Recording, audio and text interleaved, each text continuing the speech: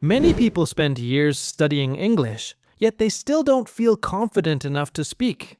But here's the interesting part. For many learners, the problem isn't a lack of effort. The problem is that they're practicing the wrong way. Imagine trying to build a house by collecting individual bricks without knowing how they fit together. You might have thousands of bricks, but building the house would still be slow and difficult. Today, I want to show you a smarter approach that can make your English sound more natural, improve your memory, and help you speak with greater confidence. This simple idea has helped countless learners become more fluent. And once you understand it, you may never study vocabulary the same way again. So let's begin. The first rule is, don't learn individual words.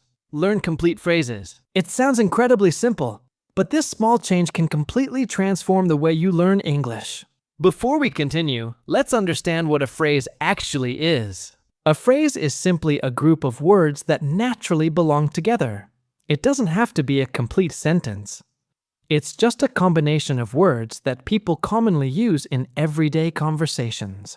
For example, instead of learning the word tired, learn the phrase, I'm feeling tired. Instead of memorizing the word busy, learn, I've been really busy today. Instead of studying the word forgot, learn, I forgot my keys. Notice what's happening. You're not just learning vocabulary anymore. You're learning how real people actually speak. Think about how most people study English. They open a textbook and find a long list of vocabulary words. Each English word has a translation beside it. Then they read the list again and again, hoping they can remember everything. Sometimes they even memorize 50 or 100 words before an exam.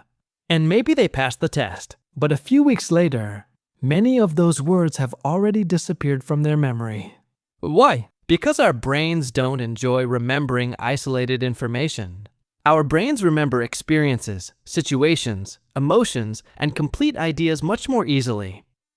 Think about your favorite movie. You probably don't remember every single word the actor said. But you remember many famous lines because they happened during exciting moments. The same thing happens when learning English. Words become memorable when they are connected to real situations.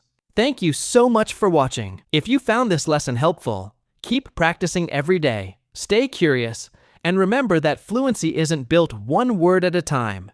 It's built one meaningful phrase at a time. I'll see you in the next lesson.